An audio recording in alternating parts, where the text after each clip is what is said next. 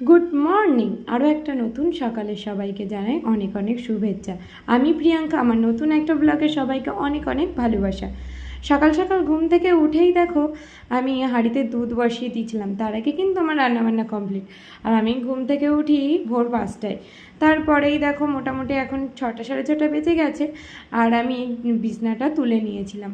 আমার হাজব্যান্ড উঠে গিয়েছে, তাই তাড়াতাড়ি করে আমি এগুলো গুছিয়ে নিচ্ছি, যেহেতু আবার ডিউটিতে যেতে হবে। তারপরে স্নান করে একেবারে উপরে চলে গিয়েছিলাম পুজো দিতে। তো আমার এই যে দুটো গোপুসোনা আছে, একটা আমার বিয়েতে পাওনা হয়েছিল, মানে আমার মাসি দিয়েছিল আমাকে বড় গপুকে, আর ছোট গপুটা এখানে আমার বহুদিন ধরে আছে, যত বছর আমার হাজব্যান্ডের বয়স ততদিনই নাকি এখানে রয়েছে। তারপরে আমি রেডি হয়ে নিচ্ছি, আর যেহেতু আমাকে ডিউটিতে বেরোতে হবে আর সব কিছু টাইমের মধ্যেই কমপ্লিট করতে হবে, তাই মোটামুটি আমাকে ভোরবেলায় উঠতে হয়।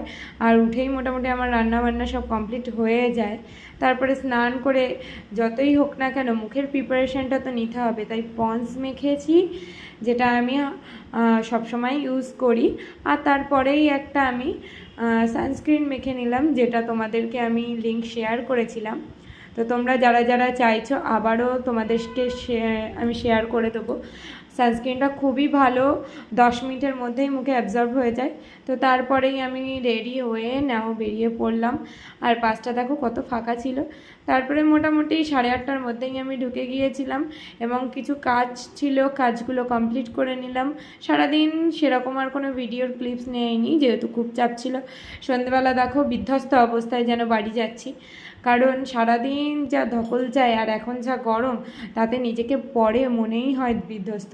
বাড়িতে এসে স্নান করে গুছিয়ে নিয়েছিলাম এই যে আমাদের এখানে মন্দিরে যাওয়ার জন্য। তো আজকের ব্লগটা এই পর্যন্ত, কেমন লাগলো জানিও সবাই।